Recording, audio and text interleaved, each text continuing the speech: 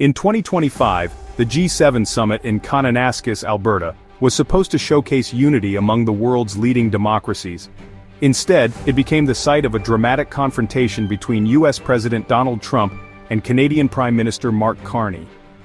The usual camaraderie was gone, replaced by tension and icy formality. Trump had just imposed a 25% tariff on all Canadian goods and a 10% tariff on Canadian energy, threatening to double them if his demands weren't met. The shockwaves hit not just Canada, but the entire global economy. Carney, as summit host, faced the impossible lead talks on global stability while his own country was under economic siege. The world watched, waiting for Canada's response. Carney didn't lash out, instead he chose a path of quiet, firm resistance. The G7, once a symbol of partnership, now teetered on the edge of collapse. The peaceful Alberta landscape stood in stark contrast to the political storm brewing within. The next few days would redefine alliances and force nations to reconsider their place in a changing world.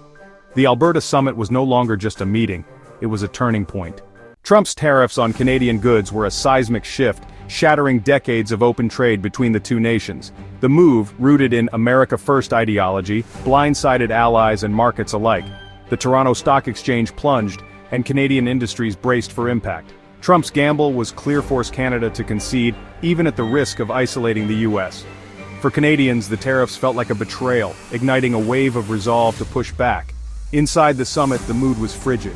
European and Japanese leaders were alarmed by the precedent. Carney faced a stark choice: capitulate or risk a trade war. He refused to be cornered, stunning the room by declining to sign the traditional G7 communiqué. Canada would not endorse a summit that legitimized an attack on its economy. The message was unmistakable: Canada would not be bullied. The G7's unity was shattered, and the world took notice. The stakes had never been higher.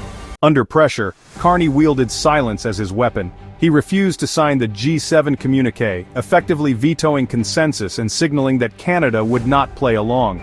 Carney went further, canceling the iconic G7 family photo, denying Trump the image of unity. The missing photo became a global symbol of the summit's failure and the rift between allies. Carney avoided public handshakes and pleasantries with Trump, making the discord visible. His silent protest was a disciplined, high-stakes gamble, risking further US retaliation, but earning respect from other nations. The absence of normal protocol highlighted the abnormality of the situation. Carney's quiet resistance was seen as a principled stand for fair trade and international law. Canada showed it could stand up to a superpower with dignity, not bluster. For the first time, the G7 ended without a signed agreement or group photo. Carney's silence spoke louder than any speech. The world saw a new kind of protest, one that left a mark. The summit's legacy was now defined by what didn't happen. As the government stood firm, Canadians rallied behind the hashtag #StandWithSteel. Social media exploded with support for local businesses and pledges to buy Canadian. The campaign became a symbol of unity and defiance. In Ottawa, leaders prepared targeted retaliatory tariffs on iconic US goods: Harley-Davidsons, Kentucky whiskey, Georgia peaches, Nebraska beef. For the first time, Canada bypassed NAFTA's rules, signaling the old playbook was gone. The move reflected a deep sense of betrayal and a shift from partner to competitor.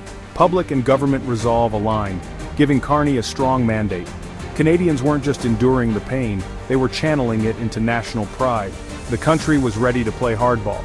Carney knew he had his people's support as he faced the G7 storm. Canada's unity became its greatest strength. Europe watched the US-Canada standoff with alarm, seeing Trump's tariffs as a threat to global trade. The EU arrived at the G7 with its own bold plan, a massive green industry initiative to counter US protectionism. At its heart was a proposed EU-Canada green hydrogen corridor, aiming for energy independence from the US by 2030. Plans included a European electric car battery hub and a $50 billion boost for semiconductor production. The EU also announced a €150 billion fund for Ukraine, directly rebuking Trump's skepticism of aid. By linking economic strategy with support for Ukraine, Europe sent a message: it would not abandon its allies. The plan included securing rare earth elements and reducing reliance on China. Europe was no longer content to follow America's lead. The G7 became a battleground for competing visions: US protectionism versus a new green alliance. Old alliances were tested and new ones began to form. The world was watching and recalibrating. The summit was now about more than trade, it was about the future. The G7's divisions ran deeper than tariffs. Trump's proposal to invite Russia and China into the group was swiftly rejected by European leaders. Macron and Merz insisted Russia's war in Ukraine made its return impossible, and China's inclusion would undermine the G7's democratic core. The ideological rift was now undeniable. Japan, usually cautious, prepared a formal WTO complaint against the US tariffs. Mexico readied legal action to protect its own interests. America's closest allies were openly challenging its leadership. The G7, once a forum for cooperation, had triggered a wave of defensive moves. Nations began exploring new trade corridors and supply chains without the US at the center. The era of automatic deference to Washington was ending. The world was preparing for a future where US leadership was no longer a given. The summit's fallout was global and immediate.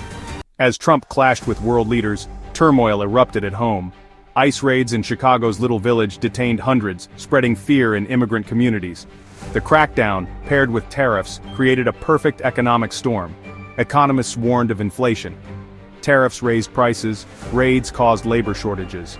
Moody's and Fitch downgraded U.S. growth forecasts, citing supply chain chaos and a shrinking workforce. Businesses from California to Texas struggled to find workers, driving up costs for everyone. The administration's policies were destabilizing the economy from within. The promise of protectionism was backfiring, hurting American families and businesses. The U.S. faced mounting uncertainty, both at home and abroad. The cost of disruption was becoming painfully clear. Carney's use of strategic silence was a masterstroke in modern diplomacy. By refusing to sign the communique and canceling the family photo, he created a powerful void that isolated the U.S. Unlike past G7 disputes, Carney prioritized principle over the appearance of unity. He let the summit fail publicly rather than endorse harmful policies. His quiet dignity made it impossible for the U.S. to paint Canada as unreasonable. Other leaders saw Canada as the calm, principled actor amid chaos. Carney's stand resonated globally, not just as a defense of Canada, but of the international order. His silence was a quiet roar, heard around the world. The Alberta summit will be remembered for the agreement that wasn't signed, and the photo never taken.